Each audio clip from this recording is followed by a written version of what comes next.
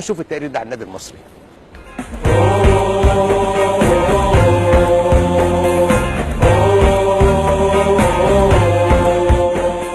النادي المصري تاريخ من الوطنية والمقاومة، من أغنية سيد درويش قوم يا مصري مصر دايما بتناديك، استمد اسمه ومن علم مصر الأخضر اتخذ لون قميصه. المصري هو زعيم القناة، المصري هو الكيان والحياة، هو الميلاد والشوق والدم جوه العود، هو الميلاد والشوق والدم جوه العود، والنسر الأخضر مش هيبطل إنه يرفرف فوق. تأسس النادي المصري عام 1920 في ذروة الوهج الوطني المصري الرافض للاحتلال البريطاني بعد ثورة عام 1919، وأطلق عليه هذا الاسم لأنه قام على أكتاف المصريين وسط عدد من الأندية في بورسعيد خصصت جميعها لصالح الجاليات الأجنبية.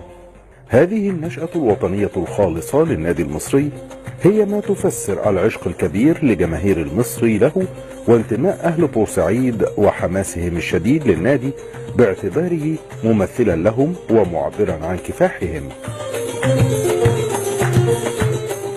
المصري بعد سنوات قليلة من تأسيسه فاز بالكأس السلطانية كأس مصر حاليا ل3 مرات في أعوام 33 و34 و37، واحتفظ بهذه الكأس لمدى الحياة.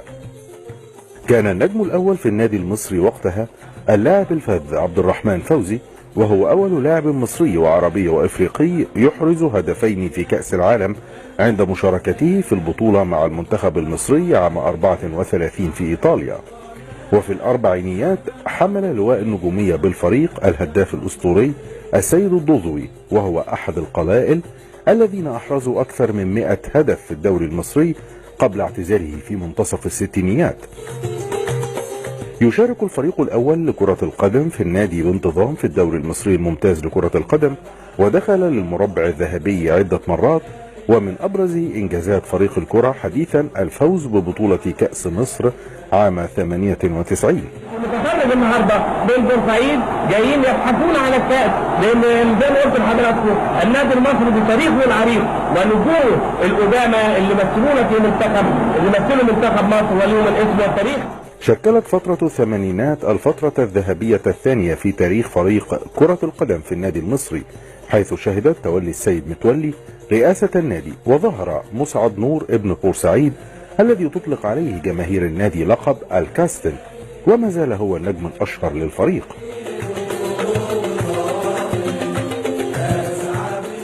مع مجيء التسعينيات استمر المصري في التواجد بشكل شبه دائم بالمربع الذهبي في الدوري المصري، كما استمر في عادته بإهداء نجم جديد للكرة المصرية، وكان في الموعد هذه المرة اللاعب إبراهيم المصري أو مارادونا بورسعيد، حيث كان نجم الفريق الأبرز خلال عقد التسعينيات ومعه النجم طارق سليمان.